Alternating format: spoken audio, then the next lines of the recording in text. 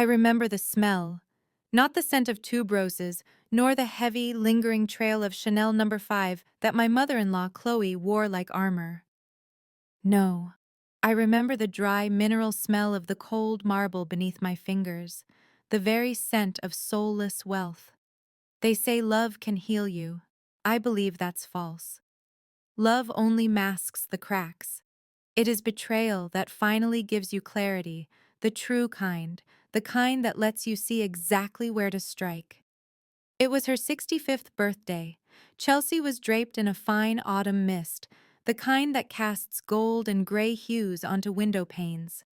Chloe's house, a Georgian jewel refitted with an obsessive modern perfection, was full of custom-tailored silhouettes, muffled laughter, and champagne flutes that sparkled beneath the bohemian crystal chandeliers.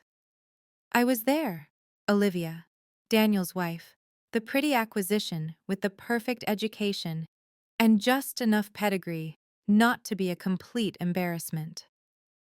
Daniel, my husband, was above it all, the heir, the only son, the man who taught me the cruelest of lessons. Comfort is always stronger than character. He stood by the black marble fireplace, his whiskey glass in hand, his Hermes tie perfectly knotted. He would glance at me sometimes, that distant, satisfied look I knew so well, the look of a man who has perfectly organized his existence. A futile detail, but telling, a guest's coat had slipped off a Chesterfield leather armchair. I picked it up, an instinctive, stupid gesture. The act of someone who wants to be helpful, to be accepted. Chloe saw it. She was in the middle of a group of overly suited financiers, her face smooth and oddly pulled taut by time and surgery. Her eyes, an icy blue, settled on me, and it was as if the room temperature dropped 10 degrees. She stopped speaking, and silence in those circles is always the precursor to an execution. "Olivia, darling," she said, and the word darling was a polite insult, a dead fly in a glass of wine. "You're making quite the effort for a mere cardigan, aren't you? Next time, just leave the manual tasks to the staff. Never forget who you are and where you are." The sentence was innocuous to the others, a simple reprimand from a matriarch to her daughter-in-law. But the way she emphasized who you are, as if I were a typo in the grand ledger of their family, made the blood rush to my cheeks.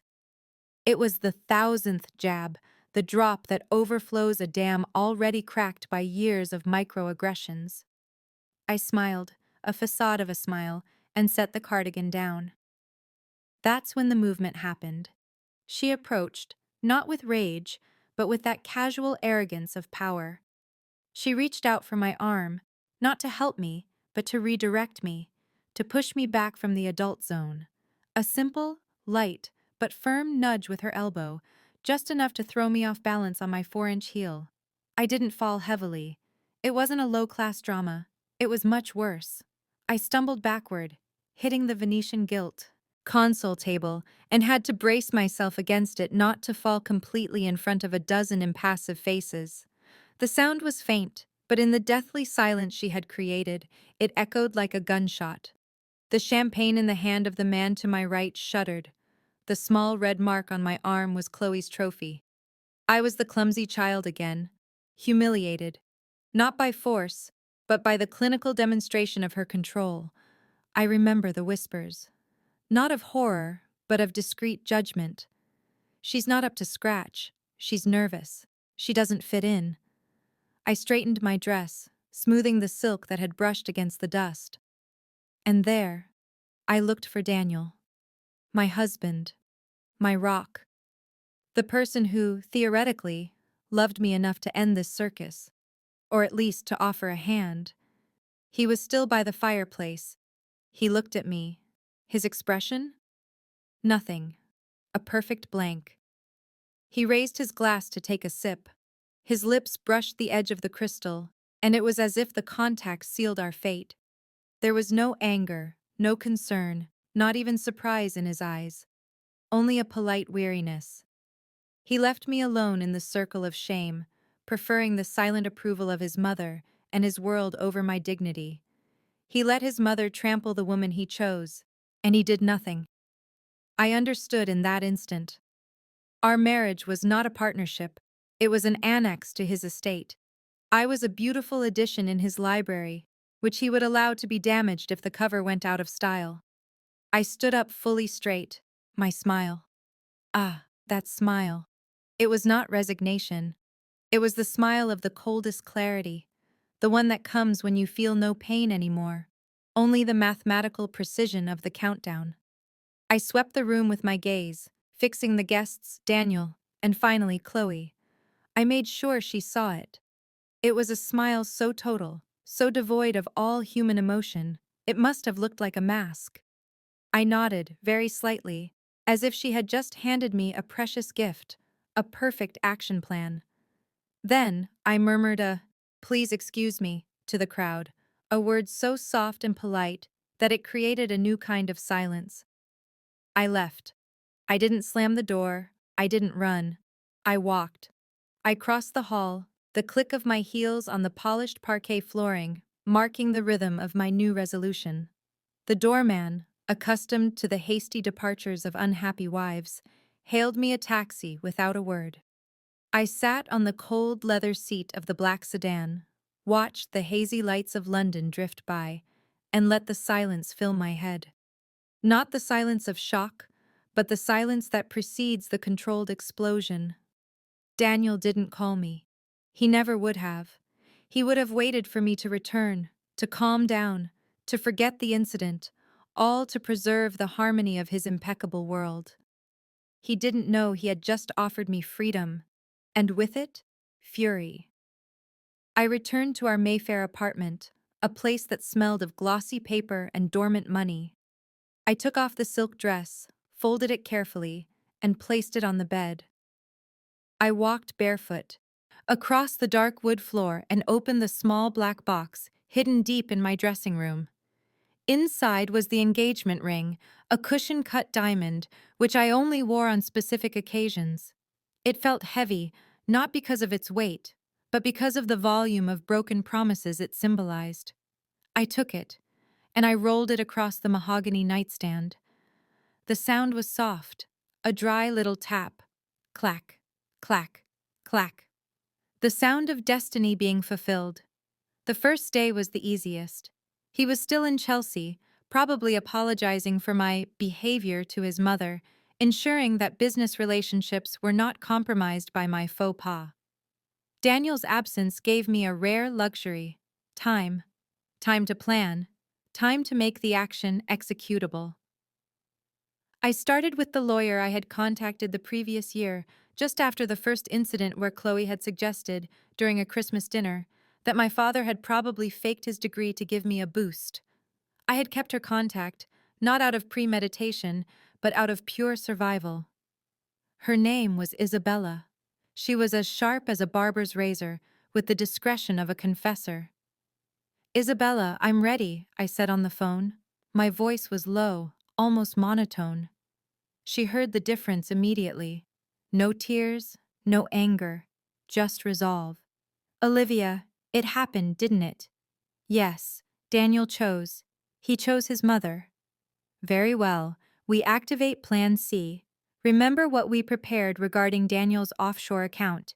He set it up to make it impenetrable. But we had found the tiny clause. The one his former lawyer, a friend of mine, left as insurance. We had spent months dissecting the complex financial structure Daniel and his mother had erected to protect the inheritance from me, the commoner.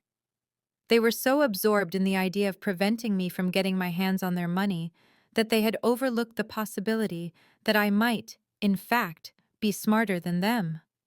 The account in question was a tax haven for a large part of Daniel's liquid assets, a sum sufficient to leave him, not ruined, but definitively humiliated.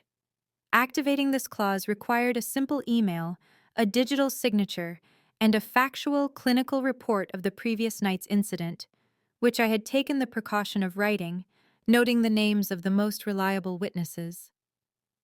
While I sent the documents, I thought of Chloe. She loved her house. Not the house itself, but the objects within it. Every table, Every mirror, every Ming vase she had acquired, symbolized a social victory. It was her fortress of vanity. But there was one object in particular, the Kashan Persian rug in the living room. An indecently valuable 19th century masterpiece that she called her emotional investment. It was actually a symbol of her power over her late husband, whom she had forced to buy it. I knew that to hurt her, it wasn't enough to take Daniel's money. I had to profane her sanctuary. On the second day, the action moved from virtual to physical. I did what wealthy people do best. I delegated. I called a high-end moving company. Not a second-rate outfit, no. A luxury service, discreet and effective, specializing in art collections. I need your services, I explained. It's a delicate situation, a family misunderstanding regarding a provisional estate. I have the authorization documents. The authorization documents were key. Daniel had transferred the title deed of Chloe's house to a trust last year for tax reasons. I was, temporarily, the sole executive signatory of that trust, a decision he had made lightly, thinking that, as we were married, our interests were aligned. That's where I learned that a man's loyalty to his money is stronger than his loyalty to his wife. Except in this case, he had given me the keys to the vault. I gave Chloe's address. The instruction was simple, brutal, and poetic in its absurdity. Empty the house entirely. Everything that wasn't built in, everything that could be moved, had to go. And where to put it? On the street, I said without a trace of hesitation. In front of the front door, I want a show of force. Place the B&B Italia sofa facing the sidewalk. The Eames chairs next to it. The Persian rug, please. Lay it out on the lawn. It is October. It will be cold. I paid up front, an insane sum, guaranteeing silence and speed. I insisted on the rug. It had to be the centerpiece of the scene, exposed to the eyes of the neighborhood, exposed to the dampness of the London air, exposed to shame. The knowledge that this masterpiece of craftsmanship would be out there, slowly dying under a fine rain, gave me a glacial satisfaction I hadn't felt in years. It was beauty transformed into debris, the perfect symbol of their marriage. During those 3 days, I wandered our own apartment, that sterile space we called home. I took the time to look at the photos. Daniel and I in Florence, Daniel smiling, the sun in his eyes. I touched his cologne, an expensive sandalwood, a scent of solidity. I realized I hadn't married him for love, not really, but for hope.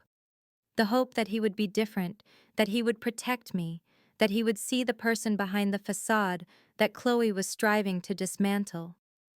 You know, I told myself, looking in the hallway mirror, you really thought he loved you. The confession was bitter and quick. Now I knew he loved order, stability, and above all, his mother's approval. And for that, he had sacrificed my dignity. The third day was dedicated to the final touch, the G-spot of psychological revenge, the priest. I went to Brixton, far from Chelsea, to an old Anglican church. I found a man, Reverend Michael. He was old, worn, but he had a dignity and a fire in his eyes that suited me. I didn't lie to him, not completely.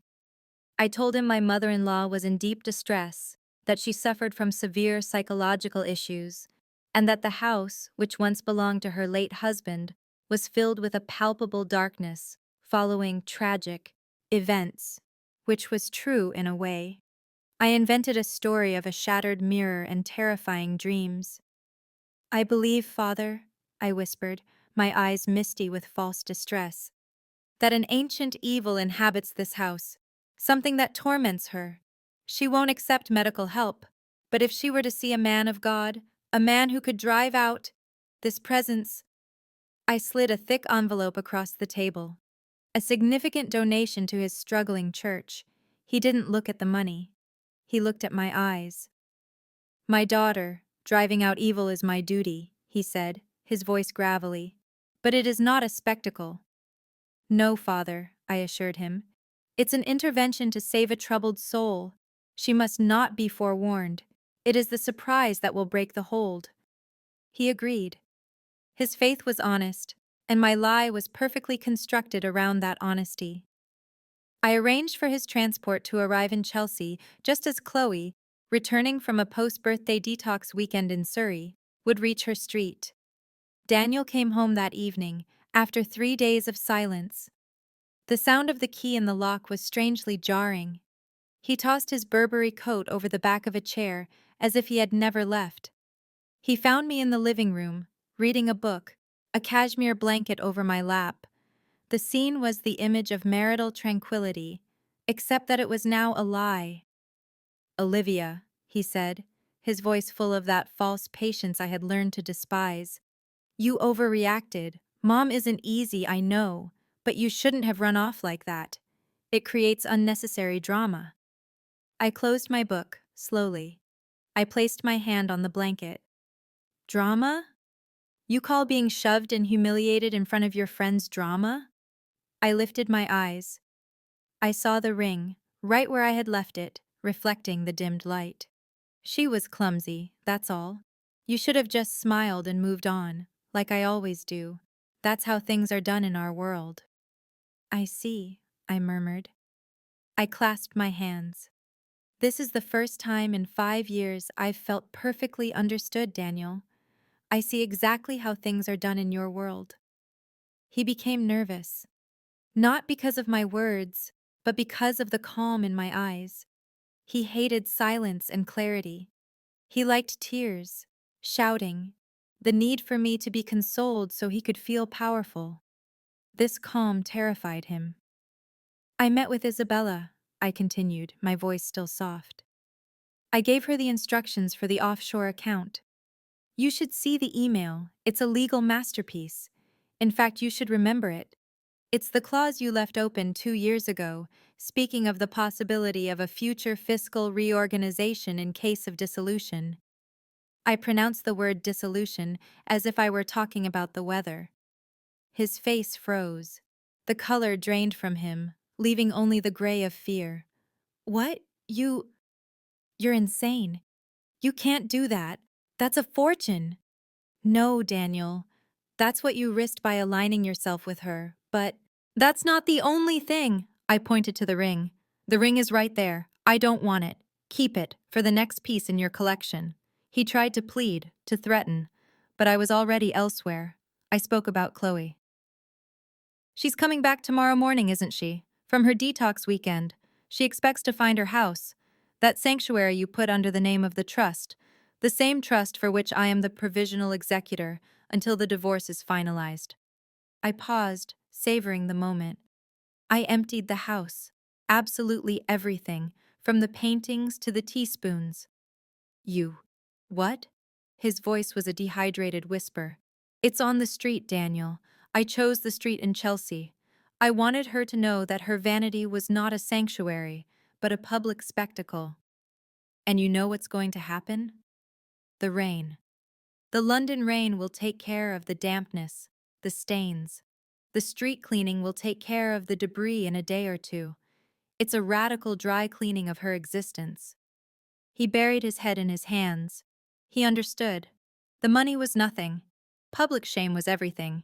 In their world, money can be replaced. Reputation, never. "And the priest," I added, like a final stab. "Reverend Michael. He arrives at precisely 10 o'clock. He is instructed to stand in front of her empty house and whisper exorcisms, just loud enough for the neighbors to hear. You see, I made it look like she was psychologically unstable, and that her house was haunted by the memory of her husband.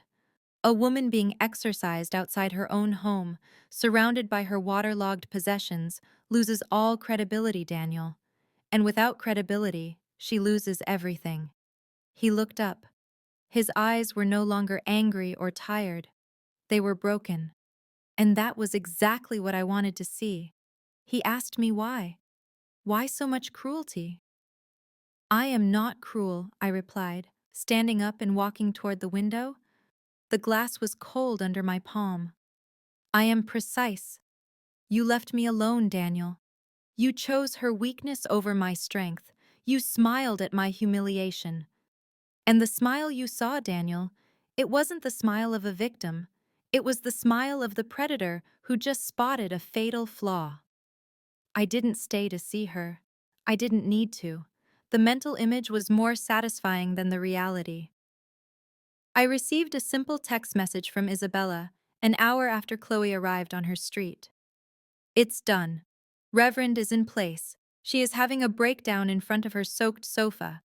And yes, the rug is magnificent, but it's ruined. I allowed myself to laugh, a small, dry sound I had never heard before. What Daniel and Chloe never understood was that the shove wasn't the offense. The offense was their certainty that I was nothing, that I had no power, that I was merely a decorative annex. The shove simply proved that their world was so fragile, it could be destroyed by the mere fact of one not playing the victim's role. My smile was not capitulation.